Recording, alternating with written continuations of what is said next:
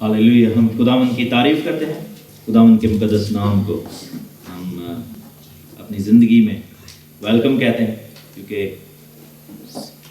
एक बड़ी बात जो खुदावंद ने मुझे उस दिन सिखाई वो ये है कि जब आप किसी नापाक चीज़ को छूते हैं तो क्या होता है, इंसान नापाक हो जाता है, लेकिन जब आप किसी पाक चीज़ को छूते हैं तो फिर पाक हो जाते हैं। इसी तरह जब हम खुदावंद का नाम अपने होंठों से लेते हैं तो हम पाक हो जाते हैं सर से पाँव तक। और हम खुदावंद को खुदावंद तो कहते हैं, लेकिन नाम लेना भी बड़ा ज़रूरी है। We should call his name. Bible में लिखे ना कि चूँकि तूने मेरे नाम को पहचाना है मैं तुझे सरफराज करूँगा। और लिखा है कि जो खुदावंद का नाम लेगा वो निजात पाएगा। तो इब्लीस नहीं चाहता कि हम नाम लेकर उसको पुकारें, वो बस चाहता है कि हम ऐसे अल्फाज उसको कि यानी कवर हो जाए। लेकिन हमें जो है वो खुदावंद का नाम ज़रूर रोज़मर्रा की ज़िंदगी में लेना चाहिए और बार बार लेना चाहिए। खुदावंद का शुक्र हो इस चीज़ के लिए। ज़िक्रिया 13वें बाब में हम देखते हैं,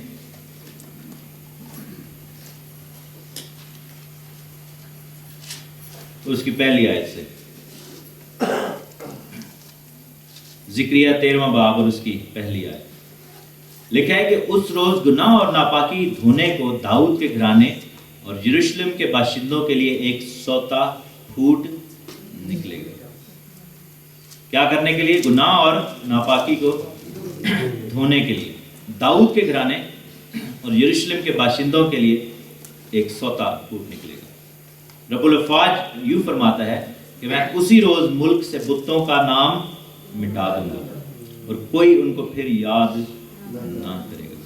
मैं नबियों को और नापाक रूह को मुल्क से खारिज कर दूंगा। और जब कोई नबूवत करेगा, आम नबूवत नहीं, ये झूठी नबूवत की बात है, तो उसके माँ बाप जिनसे वो पैदा हो उससे कहेंगे कि तू जिंदा ना रहेगा क्योंकि तू खुदावंद का नाम लेकर झूठ बोलता है।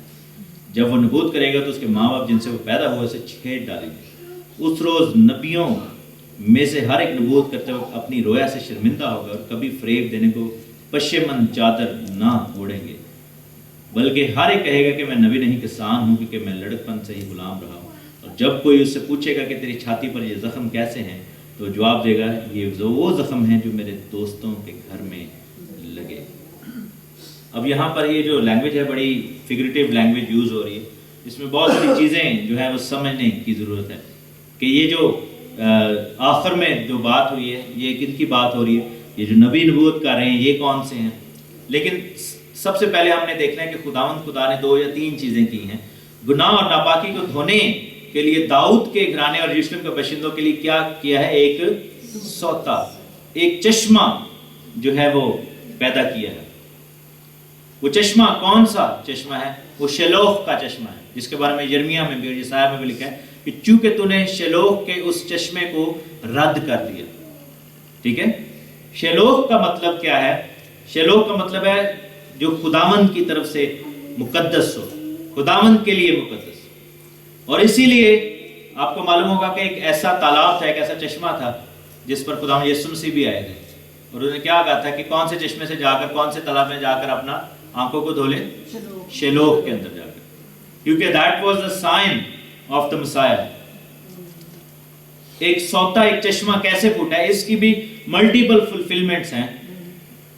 सबसे पहला इसकी फुलफिलमेंट कब नजर आती है? जब खुदावंद यीशु मसीह की पसली में छेदा गया। ठीक है, पसली में भाला मारा तो लिखा कि पानी और खून बह निकला। वो चश्मा जो कलवरी से बहता है आज भी पापों को तो हम ये गीत भी गाते हैं।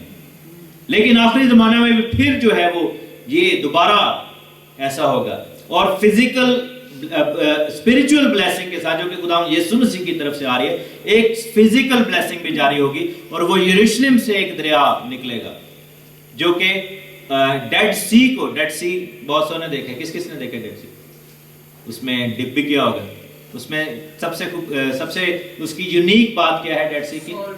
सॉल्ट है और उसमें डूब नहीं सकते। और एक और भी बात है कि उसमें कोई भी चीज लिविंग नहीं है, उसमें कोई लिविंग थिंग नहीं है, कोई मछली नहीं है, कोई अदर ऑर्गेनिज्म नहीं है, कुछ भी लिविंग नहीं है, इसीलिए उसको डेड सी कहते हैं।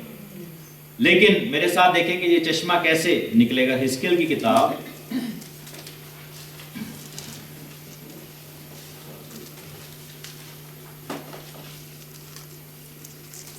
اس کے 47ویں باب میں جائیں گے, 47 چیپٹر ایزیکیل 47, اور اس کی ورس 1 میں جائیں گے. یہ خدا کی بادشاہی کے وقت کی بات ہے, جب خداوند یسوع مسیح آئیں گے. جب خداوند یسوع مسیح آئیں گے تو کیا ہے کہ ان کے پاؤں جو ہے وہ زیتون کے پہاڑ پر لگیں گے. جب زیتون کے پہاڑ پر لگیں گے تو زیتون کا پہاڑ 2 حصے ہو جائے گا.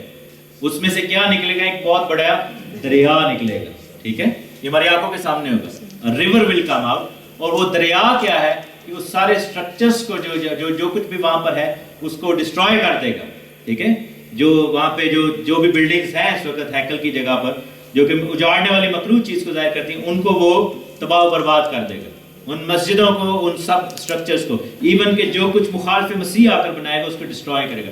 لیکن وہ دریا جو ہے وہ ساؤتھ کی طرف جائے گا, بائبل یہ بتاتی ہے, اور وہ جا کر ڈیڈ سی کے اندر گرے گا. میرے ساتھ دیکھیں, پہلی آیت سے لکھا کہ پھر وہ مجھے ہیکل کے دروازہ پر واپس لایا, اور میں کیا دیکھتا ہوں کہ ہیکل کے آستانہ کے نیچے سے پانی مشرق کی طرف نکل رہا ہے.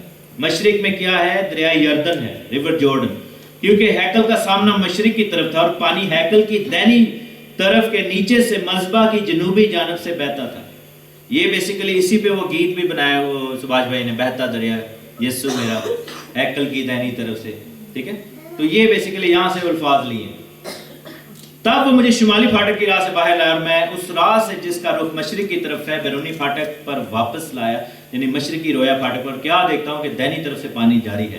یہ بیسیکلی 3rd ٹیمپل بن چکا ہوا ہے, کنگڈم شروع ہو چکی ہے 1000 سالہ بادشاہی, اور اس کی رویا جو ہے وہ دیکھ رہا ہے, یہ ہزقیل دیکھ رہا ہے, اور خدا کا فرشتہ اس کو دکھا رہا ہے. اور لکھا ہے کہ اس مرد نے جس کے ہاتھ میں پیمائش کی ڈوری تھی, یعنی اینجل جو تھا, مشرق کی طرف بڑھ کر 1000 ہاتھ ناپا اور مجھے پانی میں سے چلایا, اور پانی ٹخنوں تک تھا. پھر اس نے 1000 ہاتھ اور ناپا اور مجھے پانی میں چلایا, اور پانی گھٹنوں تک تھا. پھر اس نے 1000 ہاتھ اور ناپا اور مجھے اس میں سے چلایا, اور پانی کمر تک تھا. پھر اس نے 1000 ہاتھ اور ناپا, اور ایسا دریا تھا کہ میں اسے عبور نہیں کر سکتا تھا, کیونکہ پانی چڑھ کر تیرنے کے درجہ کو پہنچ گیا, اور ایسا دریا بن گیا جس کو عبور کرنا ممکن نہ تھا. اس نے مجھ سے کہا کہ اے آدم زاد, کیا تو نے یہ دیکھا؟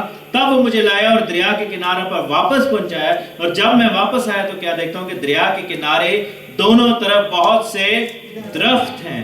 تب اس نے مجھ سے فرمایا کہ یہ پانی مشرقی علاقہ کی طرف بہتا ہے اور میدان میں سے ہو کر سمندر میں جا ملتا ہے. کون سے سمندر میں؟ ڈیڈ سی کے اندر. اور سمندر میں ملتے ہی اس کے پانی کو شیرین کر دے گا, اس کے پانی کو جو ہے وہ میٹھا کر دے گا. اور یوں ہوگا کہ جہاں کہیں یہ دریا پہنچے گا ہر ایک چلنے پھرنے والا جاندار زندہ رہے گا, اور مچھلیوں کی بڑی کثرت ہوگی کیونکہ یہ پانی وہاں پر پہنچا. وہی دریا, وہی ڈیڈ سی, وہی جو ہے وہ بحیرہ مردار جس کو کہتے ہیں, جس کے اندر کوئی زندہ چیز نہیں, وہاں پر مچھلیوں کی کیا ہے؟ کثرت ہوگی, کیونکہ یہ پانی وہاں پر پہنچا ہے اور وہ شیرین ہو گیا ہے. بس جہاں کہیں یہ دریا پہنچے گا زندگی بخشے گا. اب یہ جو ہے یہ فزیکل فلفلمنٹ ہے. This will be actually the physical fulfilment of that river, جو کہ 1000 سالہ بادشاہی میں ایک نیا ریور خدا بنائے گا, ایک نیا دریا جو ہے وہ خداوند جاری کرے گا, زندگی بخشنے والا دریا, میٹھے پانی کا دریا, جو کہ یسوع مسیح کو ظاہر بھی کرتا ہے. اور یہ ہماری آنکھوں کے سامنے ہوگا میرے عزیزو. اس پانی میں سے ہم پیئیں گے بھی. اس پانی کے اندر ایک زندگی ہے. یہ آب حیات کا دریا نہیں ہے, کیونکہ وہ اینڈ پہ آئے گا جب ہم 1000 سالہ بادشاہی کے اندر سے بھی گزر جائیں گے, نیا آسمان اور نئی زمین ہوگی. اس کے بعد ہم دیکھتے ہیں کہ ایک آب حیات کا دریا بھی ہے. آب حیات اس کو کیوں کہتے ہیں؟ کیونکہ جو اس پانی کو پیتا ہے وہ مرے گا نہیں, اٹرنل لائف کا دریا. لیکن یہ دریا جو ہے یہ بھی آیا ہے, لیکن روحانی طور پر یہ دریا جو ہے یہ کس چیز کو ظاہر کرتا ہے؟ یہ دریا جو ہے یہ خداوند یسوع مسیح کے اندر اس مسح کو ظاہر کرتا ہے. ہاللیلویا. خداوند یسوع مسیح کے اندر مسح کو ظاہر کرتا ہے. کیسے ظاہر کرتا ہے؟ لکھا ہے کہ جب میں 1000 ہاتھ میں نے اس کو ناپا اور وہ میرے کہاں تک تھا؟ ٹخنوں تک تھا, گٹیاں تک تھی. ٹخنوں کو پنجابی میں کہتے ہیں گٹے, گٹیاں تک تھی, ٹخنوں تک تھا. کیوں تھا ٹخنوں تک؟ کیونکہ جب ہم توبہ کرتے ہیں تو کیا ہوتا ہے کہ ہم ٹخنے جو ہے کہ کس چیز کو سپورٹ کرتے ہیں؟ ہمارے پیروں کو سپورٹ کرتے ہیں, ہمارے پیروں کو سپورٹ کرتے ہیں. جب ہم توبہ کرتے ہیں تو ہماری زندگی کیا ہے؟ خداوند کے ساتھ چلنا شروع ہو جاتی ہے. یہ دریا ہماری زندگی میں بھی جاری ہے, پاک روح کا دریا ہے. فزیکلی تو کنگڈم میں آئے گا ہی آئے گا, لیکن اسپرچولی ہمارے اندر یہ دریا جاری ہو سکتا ہے. یسوع مسیح نے کیا کہا تھا کہ اگر تو مجھ سے مانگتی تو میں تجھے وہ پانی دیتا جس کو پی کر تیرے اندر سے زندگی کے پانی کی ندیاں جاری ہو جاتی. ہاللیلویا. تیرے اندر سے زندگی کے پانی کی ندیاں, تجھے پھر کبھی پیاس نہ لگتی, جو لے گا وہ کبھی بھوکا اور پیاسا نہ ہوگا. ہاللیلویا. سو یہ دریا جو ہے ہماری زندگی میں کب آنا شروع ہوتا ہے؟ لوگ برکت کیوں نہیں پاتے؟ کیونکہ people do not grow in spirit. Hallelujah. لوگ جو ہیں وہ روحانی طور پر بڑھنا نہیں چاہتے. That's the problem. پہلا سٹیپ کیا تھا کہ وہ اس کے پانی کہاں تک تھا؟ ٹخنوں تک تھا. ٹخنوں تک تھا. اس کا چال چلن ابھی مسیح کے ساتھ شروع ہے. People have started seeing a bit of change in their life. لوگ کہتے ہیں کہ یار بندے کا طریقہ کار بدل گیا ہے. پہلے یہ کچھ تھا ابھی کچھ ہے. پہلے یہ کام کرتا تھا, پہلے یہ کلب میں جاتا تھا, آج کل اس کو دیکھا بائبل پکڑ کے یہ چڑھ جاتا ہے. لوگ پیچھے دوست والے میں پادری پادری ایسے جان بوجھ کے مذاق بھی کرتے ہیں. بھائی صاحب آنا میرے لیے بھی دعا کرنا. مجھے یاد ہے جب میں نے ایک زمانہ تھا کہ ہم اپنے دوستوں کے ساتھ گلی کے نکڑوں پر کھڑے ہوتے تھے, ٹھیک ہے, جب اسپیشلی جب چھٹیاں ہوتی تھی تو ہم ہر آئے گئے اسے دیکھتے ضرور تھا, مطلب کہ کون آ رہے تھے کون جا رہے ہیں, ٹھیک ہے. تو مطلب کرکٹ کھیلنی سارا دن, بدتمیزیاں کرنی, آوارہ گردی بھی کرنی. حالانکہ مثلا پڑھائی میں بھی اچھے تھے, لیکن ایک ٹائم آیا کہ میں نے اپنے آپ کو ان سے علیحدہ کیا. اور انہی لڑکوں کے سامنے میرے لیے بڑا مشکل تھا جب میں بائبل لے کے چرچ جاتا تھا, کیونکہ وہی لڑکے پھر جو دوسروں پر آوازیں کستے تھے پھر وہ مجھے بھی جھکتے مارتے تھے. کئی دفعہ آ کے میرے جیب میں 5 روپے ڈالا ہے چندہ تاڑے لی. میں کہنا ایک ہی چکر ہے, میں کہ میں تاڑے دعا ہی نہیں کی تھی تسی میں چندہ کے, لیکن وہ بے عزت کرتے جان بوجھ کے, ٹھیک ہے. کبھی کبھی وہ تب تو 1 روپے 2 روپے کے وہ کوائن ہوتے تھے دیتے تھے, ساڈے لو بھی چندہ پا دینا, یہ تاڑی دہ یہ کی ہے, جان کے بے عزت کرتے تھے. لیکن کیا تھا تب؟ پانی کہاں تک تھا؟ ٹخنوں تک تھا. تب چال چلن شروع ہوا تھا. تب پانی ویخ کے پیچھے نہیں ہسی تھے, ٹھیک ہے. پانی تو ڈرے نہیں, ٹھیک ہے. اور پھر لکھا ہے کہ 1000 ہاتھ اور ناپا. ہاللیلویا. 1000 ہاتھ اور ناپا. اور پانی کہاں تک تھا؟ گھٹنوں تک تھا. جب آپ کا روحانی چال چلن سٹرونگ ہو جاتا ہے تو پانی گھٹنوں تک کیسے پہنچتا ہے؟ جب آپ دعائیہ زندگی میں آ جاتے ہیں, آپ گھٹنوں پہ چلے جاتے ہیں. گھٹنے کس چیز کو ظاہر کرتے ہیں؟ خداوند کی حضور میں دعا کرنے کو. لیکن نا کہ جب میرے لوگ خاکسار ہو کر میرے طالب ہوں گے, ہاللیلویا, میں آسمان پر سے سن کر ان کی دعا کا جواب دوں گا. برکت پانے کا نیکسٹ سٹیپ کیا ہے کہ ٹخنوں سے پانی گھٹنوں تک آنا چاہیے. گھٹنوں پہ ہو جائیں, خداوند سے مانگیں. ایک شخص تھا, خادم تھا, اس کے گھر میں ایک گدی تھی, اس کے اندر 2 اتنے بڑے سوراخ بن گئے تھے کیونکہ وہ روز اس پر گھٹنوں پر اگر دعا کرتا تھا. اور اس کی کونیاں جو تھی وہ کالی سیاہ ہو گئی تھی اور اس پہ چنڈیاں بن گئی تھی کیونکہ گھٹنوں پہ اور کونیوں پہ خداوند سے مانگتا تھا. لیکن میرے عزیزوں میں آپ کو ایک بات بتاؤں کہ اگر کسی کلیسیا میں ایسے لوگ ہوں گے, ایسے پریئر واریر ہوں گے, تو ہماری کلیسیا میں کبھی بھی ابلیس جو ہے وہ کام نہیں کرنے پائے گا, ہمارے گھرانوں میں کام نہیں کرنے پائے گا, ہماری برکتوں کو ابلیس نہیں روکنے پائے گا. We have to become prayer warriors. ہاللیلویا. ہمارا نیکسٹ سٹیپ جو ہے وہ ہم کتنی دعا کرتے ہیں, کیوں نہیں کرتے اگر نہیں کرتے. لکھا ہے کہ وہ پانی ناپا اور پانی کیا تھا؟ گھٹنوں تک تھا. اس نے مجھے پانی کے اندر چلایا. خدا کی یہ مرضی ہے کہ وہ ہمیں آگے لے کر جائے. اور پھر لکھا ہے کہ 1000 اور ناپا اور پانی کہاں تک تھا؟ پانی کمر تک تھا. تمہاری کمریں بندی رہیں, تمہارے چراغ جلتے رہیں. جب تم اس برہ کو کھانا تو لکھا ہے کہ تمہاری کمریں جو ہے وہ کسی ہونی چاہیے. They were ready to go out. ہاللیلویا.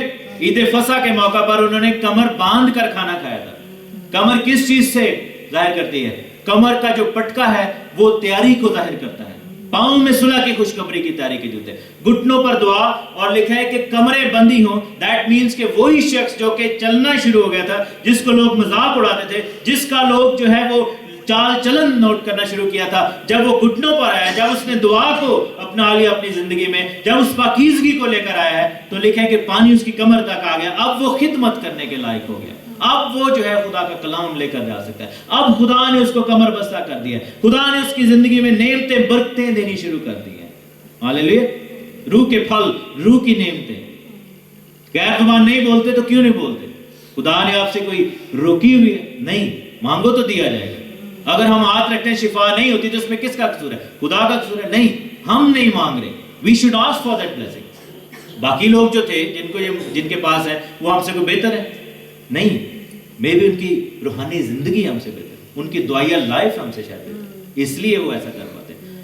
اگر ہم حکمت نہیں ہے تو خدا سے مانگ لیں، اس میں کیا پرابلم ہے؟ خدا نہیں دینا چاہتا ہے، خدا آپ کو بلیس کرنا چاہتا ہے، but we have to be on our knees, we have to walk, we have to be walking in that water. ہم اس دریا کے اندر بڑھتے جائیں۔ اور پھر لکھا ہے کہ 1000 ہاتھ اور ناپا تو پانی ایسا تھا، ایسا کہ سر سے اوپر چلا گیا، اور وہ شخص جو ہے پھر وہ خدا کے روح کے مسا کے اندر جو ہے وہ ڈوب جاتا ہے۔ وہ لمحہ آ جاتا ہے جب آپ سر سے لے کر پاؤں تک خدا کی حضوری میں آپ چلنا شروع ہو جاتے ہیں۔ وہ لمحہ آ جاتا ہے جب روح، بدن اور جان تینوں لیولز پر آپ جو ہے وہ خداوند کی حضوری میں چل رہے ہیں۔ یہ وہ لمحہ آتا ہے کہ جب پترس کی پوشاک کا کنارہ چھوتے تھے تو لوگ شفا پا جاتے تھے، لوگوں نے اس کو رکھنا شروع کر دیا تھا کہ اس کا سایہ اس پر پڑے گا تو وہ برکت پا جائیں گے۔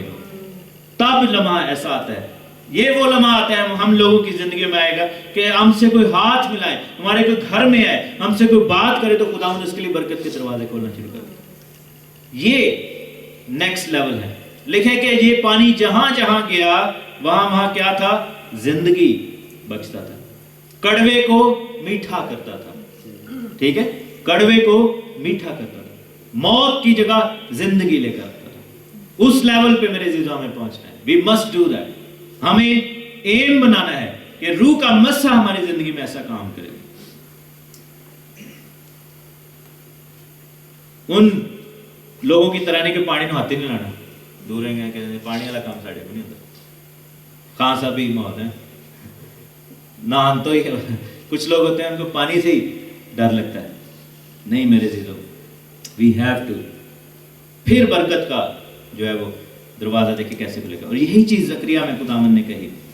زکریا میں کیا کہا کہ اس روز گناہ اور ناپاکی کو دھونے کے لیے داؤد کے گھرانے اور یروشلم کے باشندوں کے لیے ایک سوتا پھوٹ نکلے گا۔ وہ چشمہ کلوری سے تو نکل پڑا ہے، ہماری زندگی میں کب پھوٹے گا یہ میں نے رکھتا ہے۔ اور کون سی چیز جو ہے وہ اس پانی کو آنے سے روکتی ہے، اس چشمے کو ہماری زندگی میں کام کرنے سے روکتی ہے؟ لکھا ہے کہ رب الفاظ فرماتا ہے کہ اسی روز ملک میں سے بتوں کا نام مٹا دیا گا اور کوئی پھر ان کو یاد نہ کرے گا۔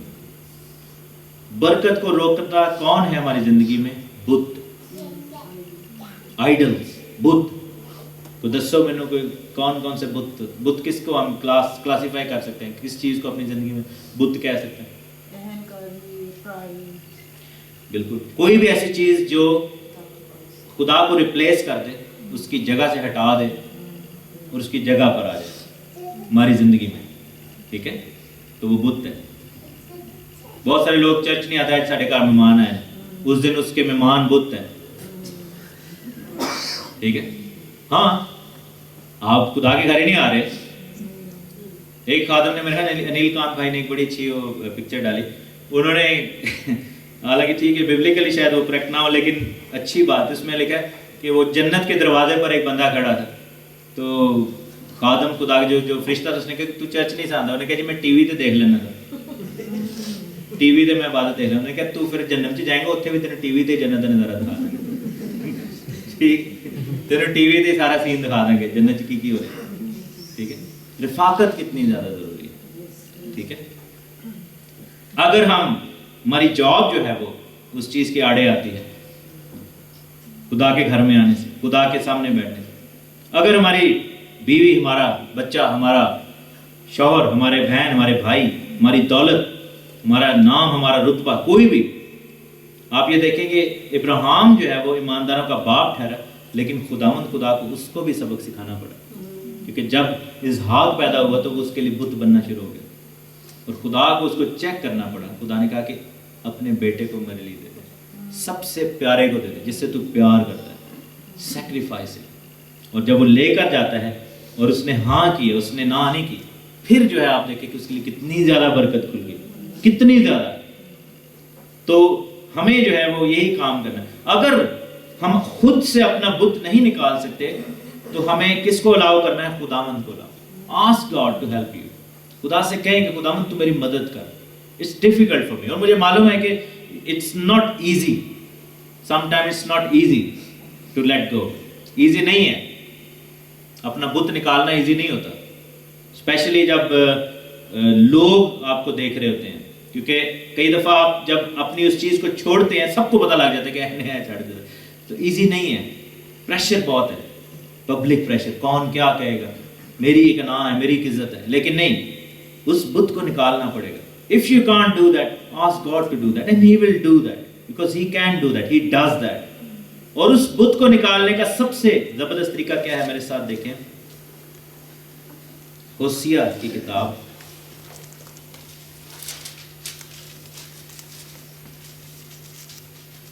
اس کا پہلا باب اور اس کی 16ویں آیت. ہوسیہ کی کتاب پہلا باب اور اس کی 16ویں آیت.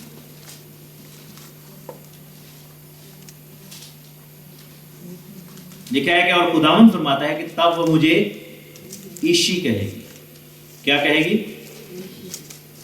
نکال لیا آپ نے؟ ہوسیہ دوسرا باب، پہلا نہیں دوسرا باب، ہم دوسرا باب اور اس کی 16ویں آیت، پہلے کی 16 آیتیں ہیں. لکھا ہے کہ تب وہ مجھے ایشی کہے گی اور پھر بالی نہ کہے گی، کیونکہ میں بالیم کے نام اس کے منہ سے دور کر دوں اور پھر کبھی ان کا نام نہ لیا جائے گا. بالیم کس کو کہتے ہیں؟ بال یعنی کہ چھوٹے گاڈز، گاڈز ود اسمال جی، ٹھیک ہے، گاڈز ود اسمال جی. اور کئی دفعہ ہم لکھے نا کہ تب وہ مجھے ایشی کہے گی. ایشی کا مطلب ہے میرا شوہر، مائی ہسبینڈ، ٹھیک ہے، میرا شوہر. تب وہ مجھے مالک نہیں کہے گی، شوہر کہے گی، ٹھیک ہے. یہ لکھے نا کہ مجھے بالی نہیں کہے گی. دیٹ مینس کہ ہم خدا کو بھی کئی دفعہ چھوٹے جی کے ساتھ ٹریٹ کرتے ہیں، ہم خدا کو بھی ایسے ہی ٹریٹ کرتے ہیں جیسے باقی معبودوں کو. لیکن یہاں پر ڈفرنس کیا ہے مالک اور نوکر کا اور ہسبینڈ اینڈ وائف کا؟ بت کب جاتا ہے ہماری زندگی میں سے؟ لکھا نا کہ اس کے منہ سے پھر بالیم کے نام نہیں ہوں گے، کوئی اور نام نہیں اس کو سنائی دے جائے گا. جب خدا کے ساتھ شادی ہو جائے، ٹھیک ہے، جب ایک ریلیشن شپ ڈیولپ ہو جائے گا، that will be the point, that will be the turning point, کہ وہ بت نکل جائے گا اور پھر God with capital G, being your husband, ٹھیک ہے، ہمارا شوہر کے طور پر ہماری زندگی میں آ جائے گا. اگر آپ کو مشکل لگتا ہے کہ بت کو نکالنا مشکل ہے، ask God and he will do that, and he will do that on one condition, he wants to have relationship with you. کہ مینوں پہلے میرا رشتہ کر، ٹھیک ہے، پہلے میرے ساتھ رشتہ بنا تو پھر دیکھ میں تیرے کیا کروں، ٹھیک ہے. رشتہ اے نہیں کہ اسی خدا نے کہنا تو سانوں بلیسنگ دے، لیکن دور دور تھوڑا جہا فاصلہ بھی رکھو، کوئی نہیں، خیر ہے، اسی آنے چرچ بڑا ہے، خیر ہے، کوئی نہیں، اسی آنے ایوری ویک آنے دیں، ہوں اور کی چاہیے تھے، خدا کو ہم ایسے بھی ٹریٹ کرتے ہیں. لیکن یہ ہے کہ رشتہ خداوند آپ سے چاہتا ہے. لیکن کیا ہوگا کہ اگلی آیتیں جو ہیں یہ جھوٹے نبیوں کی آیتیں ہیں. اس آخری زمانہ میں، کیونکہ بائبل ہمیں بتاتی ہے کہ بہت سارے لوگ جو ہے جھوٹے نبی اٹھ کھڑے ہوں گے، اور خداوند کیا کرے گا کہ بتوں کا نام مٹا دے گا، اور پھر لکھا ہے کوئی ان کو یاد نہ کرے گا، اور میں ان نبیوں کو اور ناپاک روح کو ملک سے خارج کر دوں گا. جب بت جاتا ہے تو ساتھ کیا جاتا ہے؟ ناپاک روح چلے جاتے ہیں. اور لکھا ہے کہ جو کوئی نبوت کرے گا، یعنی کہ اس وقت نبوت کی پھر ضرورت نہیں رہے گی کیونکہ خداوند کے ساتھ رشتہ بن چکا ہو، ٹھیک ہے. تو وہ سارا جو ہے وہ ساری آیتوں کا مطلب یہ ہے، خداوند یہ آپ سے کہنا چاہ رہا ہے کہ اس وقت آ کر جو لوگ نبوتیں کریں گے، اور بہت سارے نبوتیں کیا کریں گے، اگر ہم دوسری کتاب پڑھیں بائبل میں تو وہ آ کر امن کی باتیں کریں گے. آخری زمانہ میں پتہ ہے لوگ آ کر کیا کہیں گے؟ امن ہوگا، یہ سارا کچھ سکون ہو جائے، فکر نہ کرو. تسی بس سیڈ پا دو 500 کا، یہ 1000 والا پاؤ گے تو ذرا ڈبل ہو جائے گا. بیج بو دیں، سیڈ ڈالیں، سیڈ سو کریں. بندہ پوچھے کہ سیڈ سو کرنا ہی ہے تو اپنی منسٹری میں کیوں کروائیں، دوسروں کو کریں. لیکن نہیں، جھوٹے نبی اٹھ کھڑے ہوں گے، وہ آپ کو امن کہیں گے، لیکن خداوند کہتا ہے کہ میں جو ہے ان کو نکال باہر کروں گا. کسی نبیوں کی باتیں نہ سنیں. لیٹ دیم بی، لکھا ہے کہ وہ شرمندہ ہو جائیں گے اپنی رویا سے، وہ شرمندہ ہوں گے، خداوند ان کو شرمندہ کرے گا. لیکن 7ویں آیت میں لکھا ہے کہ رب الفاظ فرماتا ہے کہ اے تلوار تو میرے چرواہے پر، یعنی اس انسان پر جو میرا رفیق ہے، بیدار ہو. چرواہے کو مار کہ گلہ پراگندہ ہو جائے اور میں چھوٹوں پر ہاتھ چلاؤں گا. اب یہ جو ہے یہ آیت یہ یسوع مسیح کو ظاہر کرتی ہے جو اچھا چرواہا ہے، جس کو مارا گیا اور گلہ کو پراگندہ کیا ہے، ٹھیک ہے. لیکن یہ آخری زمانہ میں ہم پر بھی لاگو ہوگی.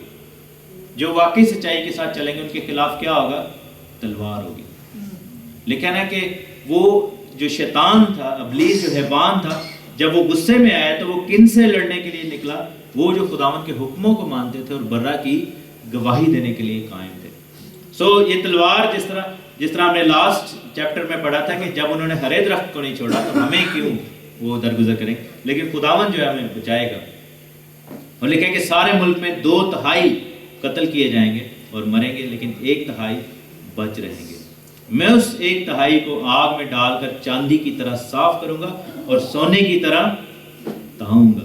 मुझसे दुआ करेंगे और मैं उनकी सुनूंगा। मैं कहूंगा कि ये मेरे लोग हैं और वो कहेंगे खुदावंद ही हमारा खुदा है। आखिरी ज़माना में ये जो मुसीबत आ रही है ये कोई ऐसे ही नहीं आ रही, ये बेसिकली हमें आजमाने के लिए आ रही है। अगर हम कह रहे हैं ऐसी सोने दे बन गए, सोने दी सड़कों से सानू चलावेगा, हम कहते ना कि सोने दी सड़क गाते हैं ना, तो सोने दी सड़कों से चलने की सोने दे भी तो बनना पैना। सोने के लायक होंगे तो सोने के। और सोने को कैसे ताया जाता है, सोने को खालिस कैसे किया जाता है? आग के अंदर। मेरे साथ देखें आग का क्या मतलब है। पहले तो मत्ती देखें, मत्ती की इंजील उसका 3 बाब और उसकी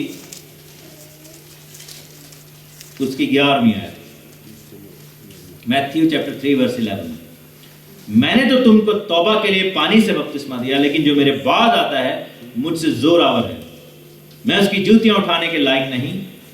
वो तुमको रूल कुद्स से और आग से बपतिस्मा देगा। रूल कुद्स से कब दिया? जब यीशु मसीह की फर्स्ट कमिंग होगी। आग से कब देगा? जब सेकंड कमिंग होगा। मेरे साथ देखें करंथियों, पहला करंथियों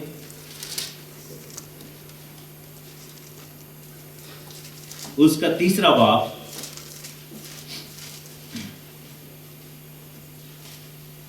और उसकी 10वीं आयत। लिखा है कि मैंने उस तौफीक की मुआफिक जो खुदा ने मुझे बख्शी दाना मेमार की तरह नींव रखी और दूसरा उस पर इमारत उठाता है। बस हर एक खबरदार है कि वो कैसी इमारत उठाता है। ये हमारी जिंदगी की बात हो रही है, ठीक है। यानी कि नींव कौन है? खुदा यीशु मसीह। और इमारत क्या है? जो कि काम हम करेंगे। लिखा है कि स्वाय उस नींव के जो पड़ी है और वो यीशु मसीह है, कोई शख्स दूसरी नहीं रख सकता। यानी कि जो बुनियाद है हमारी वो किस में है? खुदावंद यीशु मसीह में। और अगर कोई उस नींव पर, उस बुनियाद पर सोना या चांदी या बेशकीमत पत्थरों या लकड़ी या घास या भूसे का रद्दा रखे तो उसका काम जाहिर हो जाएगा, क्योंकि जो दिन आग के साथ जाहिर होगा। क्या है? जो दिन आग के साथ जाहिर होगा वो उस काम को बता देगा। और आग खुद हर एक का काम आजमा लेगी कि कैसा है। क्या करेगी? आग आजमा लेगी। जिसका काम उस पर बना हुआ बाकी रहेगा वो अजर पाएगा। हालेलुया। अगर तो अजर पाना है तो या तो काम सोने का हो या चांदी का हो या कीमती पत्थर का हो, क्योंकि जब ये आग में से गुजारे जाते हैं तो वो प्यूरिफाई हो जाते हैं, बेटर हो जाते हैं, शाइन करना शुरू हो जाते हैं। जब हम मुसीबत में से गुजरेंगे तब सही डिटरमिन होगा, तब सही पता लगेगा कि हम सोना है या हम घास फूस हैं। आया हम जल जाएंगे या फिर हम समर जाएंगे, कुंदन बन जाएंगे। उसके लिए आपको क्या करना पड़ेगा? आपको बुतों को निकालना होगा। Allow him to take you to the water. पहले टखनों तक, फिर घुटनों तक, फिर कमर तक, फिर फ्री स्विमिंग, फ्री मोर। तब जो है फिर आप खुदावंद की ज़रिए में फ्लाई करेंगे। खुदावंद खुदा आपको बड़ी बरकत दे। यीशु मसीह के नाम की जय।